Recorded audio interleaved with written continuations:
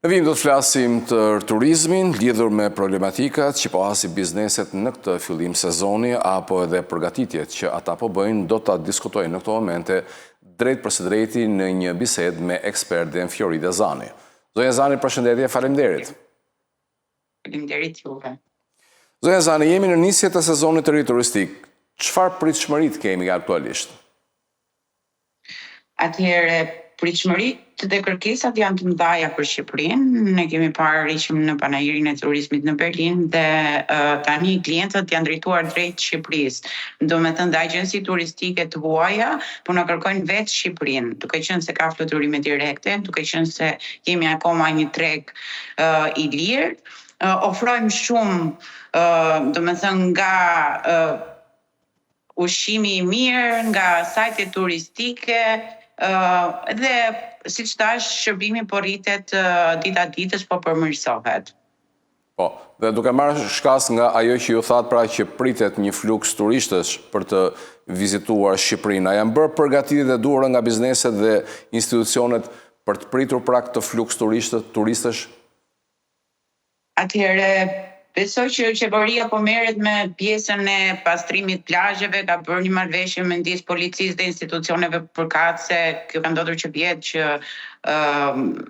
të krijoj siguri për turistët, stacionet e plazheve, po kjo lë akoma shumë për të dëshiruar, sepse ne shohim hasim për ditë këto problematika, që janë shumë të rëndësishme për të mbarë vajtur një turizëm të qëndrueshëm dhe të rikthehen sërish me dëshirën e mirë për të vizituar Shqipërinë. Trafiku ngelet një problematikë kryesore, gjithashtu edhe fuqia punëtore, sidomos në këto destinacione që turizmi është sezonal. Nga informacioni që... Po të dëgjoj.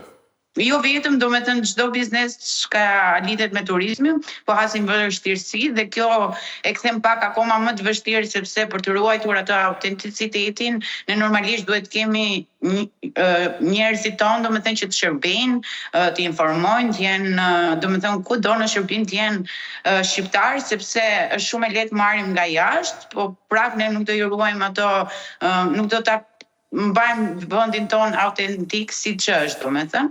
Kështu po i humbet disi në Tiranë ka humbur kjo gjë, po në qytetet tjera e gjejmë ende, po shpresoj që mos të zhduket ndër vite. Ndërkohë, nga informacionet që ju dispononi, cilat janë sfidat kryesore që përballet sektori i turizmit në këtë prag sezoni?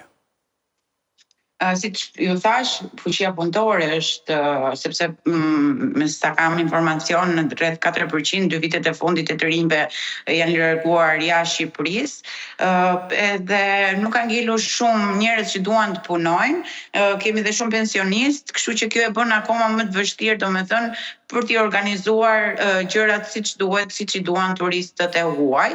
Patjetër trafiku është një problem shumë i madh, pasi ne nuk llogarisim dot distancës ose dalim jashtë programit për të arritur objektivin ton siç kemi programuar turin. Këto janë problematikat dhe infrastruktura, është zhvilluar shumë vitet e fundit duke hapur tunelin e Llogoras dhe kjo e bën akoma më të lehtë për të shkuar në jug, domethënë nëpërmjet Bregdetit, nëpërmjet Rivierës, po patjetër ka shumë punë për të bërë edhe kjo e vështirëson sepse shumica tureve brenda Shqipërisë janë me autobus ose me minibusa dhe kjo e vështirëson punën tonë dhe na del jashtë programit. Në fakt evidentuat një problematik tepër serioze që është mungesa e fuqisë punëtore, që në fakt nuk është problemi sotëm, por është e mbartur edhe gjatë viteve kaluara. Megjithatë, pjesa e stafit që punon aktualisht, a janë të trajnuar për ta përballuar këtë sezon? Atëherë, një pjesë e mirë e stafit janë të trajnuar, po patjetër stafi nuk qëndron, duke qenë se politikat, sidomos për këto hoteleri që punojnë vetëm ose restorante që punojnë vetëm gjatë sezonit turistik, është shumë më vështirë. U përfol për një subvencion që këto shtetit i paguan edhe gjatë dimrit, periudhës që nuk punojnë, po nuk e di se deri në çtat ka shkuar kjo gjë dhe do me thënë gjithmonë bizneseve dhe neve agjensive ose tur Pra, operatorëve. le ta themi troç, kemi një staf që merret sa për të kaluar radhën, apo kemi të bëjmë me persona të kualifikuar? Atëherë, ka dhe personat kualifikuar, pjesa më e madhe janë të pakualifikuar, sepse stafi nuk qëndron për shumë gjatë, duke qenë se periudhën e dimrit, për flasim për bizneset që janë sezonale, gjatë periudhës së dimrit normalisht ato nuk janë në punë, dhe kështu që gjej një punë tjetër dhe tani duhet marrë staf sërish, ta trajnosh sërish. Në sezonin e verës dhe ato që punojnë gjatë gjithë vitit duan staf ekstra sepse ka fluks. Atë stafin ekstra shumë e vështirë që ta gjesh të përgatitur.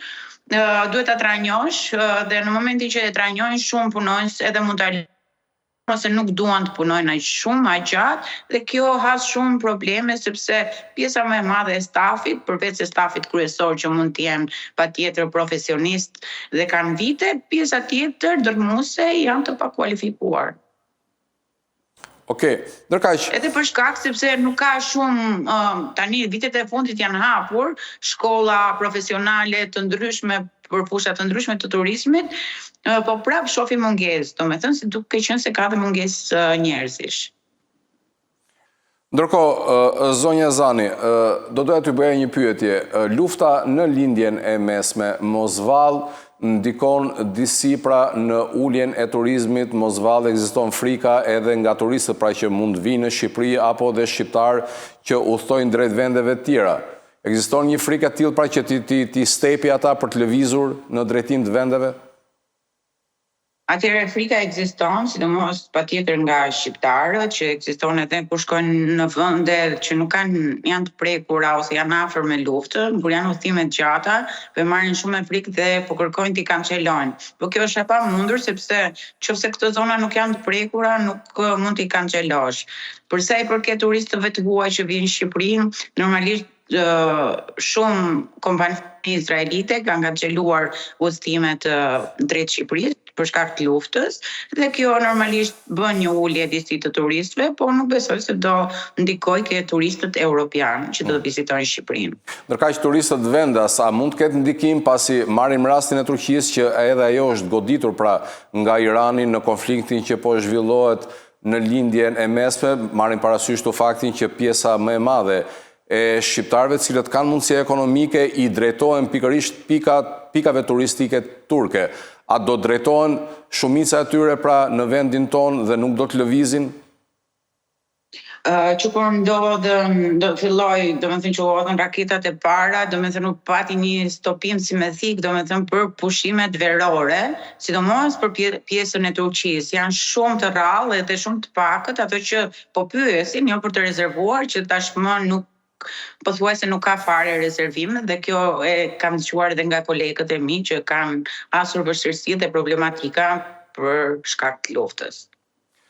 Zonja Zani, të falenderoj shumë për bisedën dhe të uroj punë të mbarë. Faleminderit për të juve.